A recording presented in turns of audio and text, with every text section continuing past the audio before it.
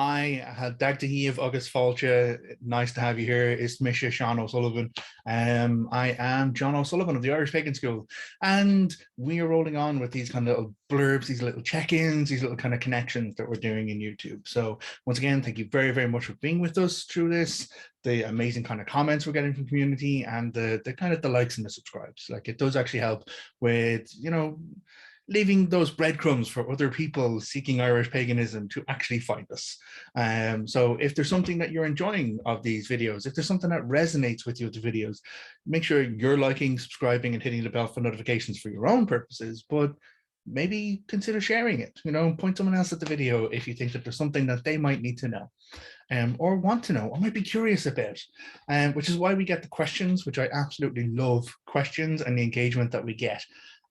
So today, I'm just going to be diving a little bit back into the main root of a lot of my kind of work and a lot of my kind of personal exploration, the Irish mythology, which is the lore surrounding the Tuatha, like the battles of Tuatha, first and second battles of Tuatha. They form this kind of central saga element to the mythological era of Ireland's origins. So as I touched on before, there's kind of the cycle of mythology, then there's the Ulster cycle, the Fenian cycle or Leinster cycle, and then there's the cycle of kings as we move through from the earliest kind of stories that we have up to the more medieval kind of records. The cycle of kings is more about, here's the kings who ruled here, and it's more like the lineage and the history, which moves us closer to our current era and current age. So again, I'm wearing one of my favorite t-shirts. This is one I designed. All of these are on eilinotter.net. Again, we're not selling, but many people have asked me whenever I'm pointing or talking about my t-shirts, because they do inspire me. They really do. And, it's not that I wear them without intent. I actually wear them with the intent of sharing the pieces of information about it. And someone will be like, what's your t-shirt about? And it's an opportunity for me to talk, to gush about something I love, which is the Irish mythology. So the t-shirt that I'm wearing at the moment, as I said, it's from Allard, and it says, "It's not over until a goddess of poetry and battle composes a poem about it." So we've all probably heard that adage, it's not over till the fat lady sings, which, is this operatic thing. There was the large vocals, like, to end out a performance.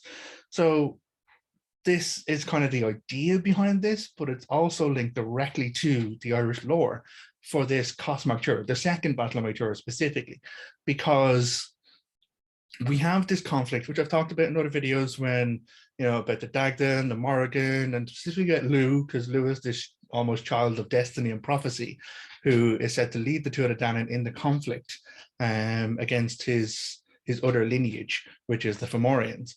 But we have the run up to the battle. We have the changing Nuada abdicating so that Lugh could go to the seat of the king. We have all the battles, the preparations. We have the moments of conflict where, Lugh does come face to face with his grandfather and completes the prophecy by killing him. But then we have the aftermath. I talked about the 3 strains of music and the Dagda recovering his harp in the aftermath of that. But when it comes to the end of the Tuatha, it doesn't actually end with the end of the battle. It ends with the Morrigan. Yes, the Morrigan.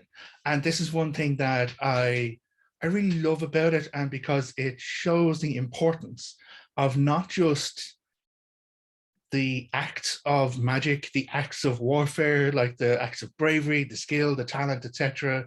It's also the acts of poetic, expressive recording.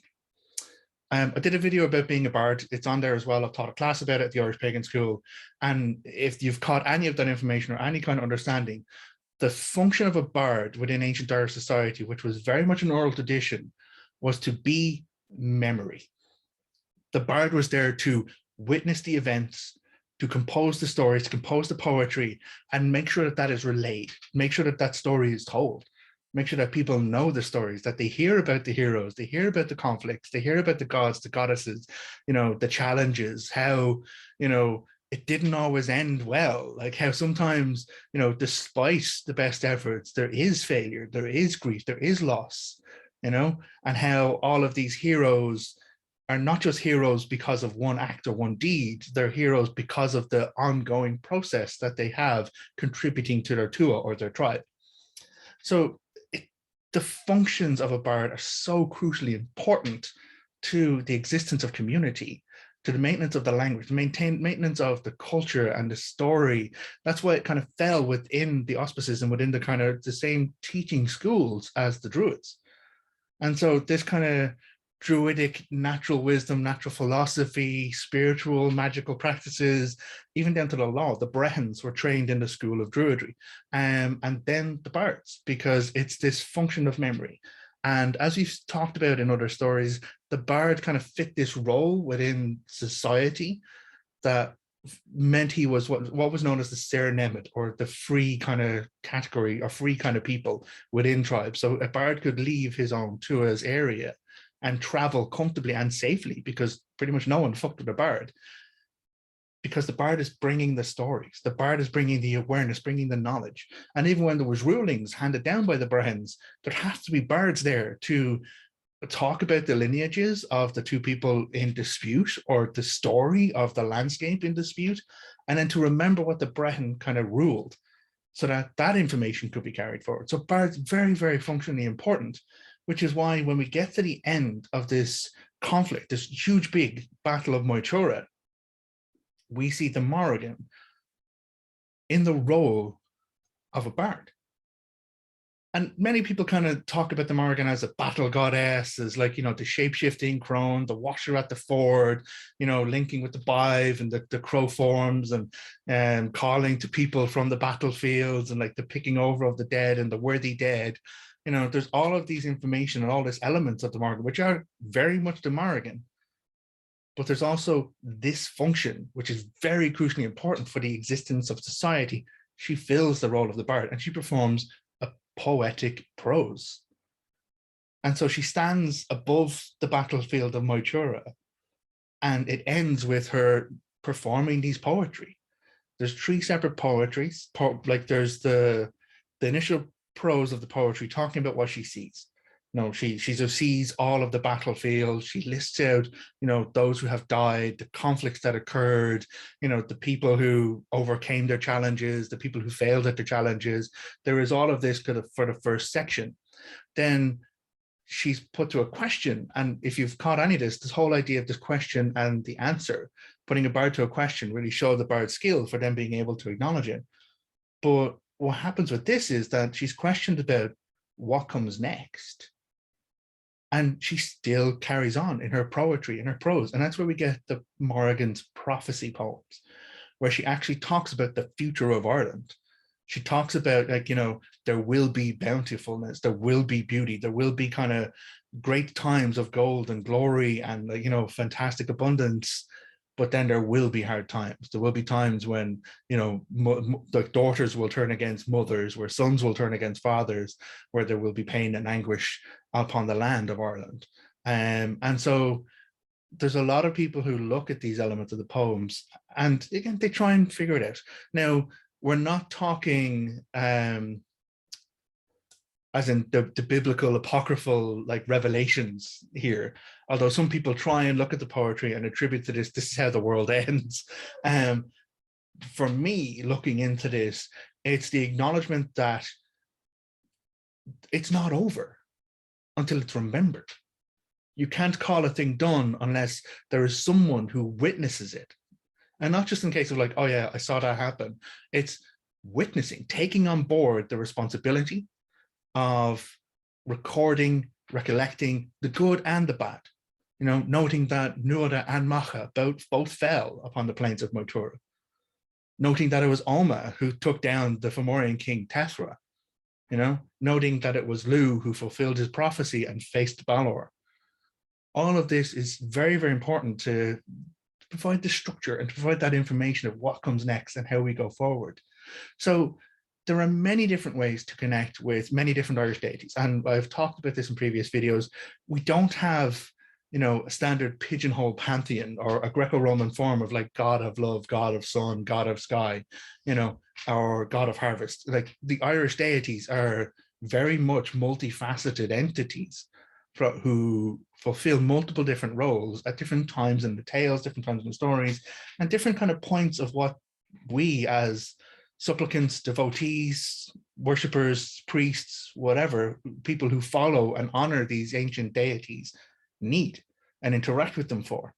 So it's crucially important to be aware that, you know, yes, we need to look at the Morrigan as a goddess of sovereignty, as a goddess of kind of this prophecy, this power of change, this awareness of future, like this. She is an amazing kind of goddess of strategy in so many ways, because she's a goddess of battle, a goddess of death, a goddess of loss. But she's also a goddess of poetry.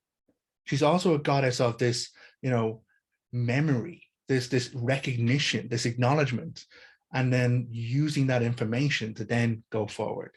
So there are many things that the Morrigan is. There are a few things that the Morrigan isn't. And this is where I'd like to add just a little bit more information to it, because she is a goddess of poetry, battle, and prophecy. But there's many people out there who describe her in a matriarch, a mother relationship. They say they're like, you know, the Morrigan is my mammy, or I am daughter or son of the Morrigan. And this is something that I always raise an eyebrow over, because the Morrigan isn't really a mammy. You know, there is one story where the Morrigan gives birth, but that doesn't make her a mother.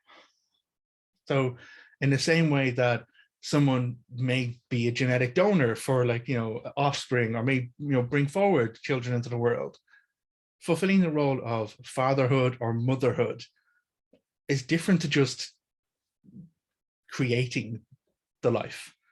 And so that's why it's important to kind of have those differentials. And so when people kind of come to me and they're like, I'm son or daughter of the Morrigan, I'm like, oh, okay, so do you know the story of Mecha?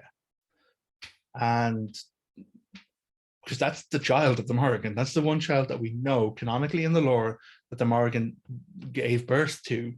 And he had to be killed. The tragedy of Mecha is that he was born, and it was said he was born with 3 snakes in his heart. And the prophecy, the augurs, the readings of the future were that the snakes would burst forth from him when he reached maturity, and they would bring pestilence and ruin to the land, to everything. If Mecha lived, it was bad. And so Mecha was killed. And it went to Deenkech. It fell to Deenkech, the god of, again, medicine, leechcraft, surgery in so many ways. And not only was Mecha killed, but they actually removed his heart. They had to burn his heart, but then they had to take his ashes of the heart, because the ashes, the remains of this, would still cause that plague, would still cause that apocalypse, in essence. And Deenkech takes the ashes and puts them into a river in Ireland. And it said that the river boiled, but the river was big enough to then wash away the risk, wash away the harm. And that river, to this day in Ireland, is called the Barrow, which is a type of grave. So the River Barrow, which runs down through Waterford, down through, like, you know, the Munster region and Leinster, runs out into the sea. It's named for this child of the Morrigan, or the act of purifying the risk from this child of the Morrigan. So it's something to be aware of. Now, the Morrigan has many different relationships. And if we were to say that she has it wouldn't be mother, it would be more matriarch. You know, it would be more like female head of a family, female head of a tribe or a clan. Going over and talking about this with many Morrigan people myself, for me, it's like she is the she-wolf of the pack. She is this territorial head. Like, she may not have had the cubs herself, but they are all her cubs. Anyone in her company, in her tribe, in her pack, you know, are hers. Not in a nurturing way, not in a I look after you way, but in a you don't fuck with my kids kind of way. And those that she chooses to take on or take in as devotees of her, or as pack, or in many different ways connected to herself. There's one other thing I touch on it in sometimes, and it is because I'm talking Morrigan stuff, I'm talking what Morrigan is, the Morrigan isn't.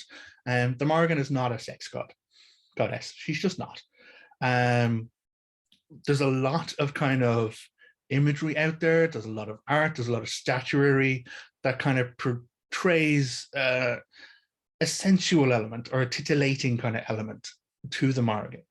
And it doesn't fit with my understanding of her as a deity. Now, doesn't mean she didn't have sex. We know from the story that she coupled with the Dagda in the River Unshin on the run up to the Second Battle of Moytura.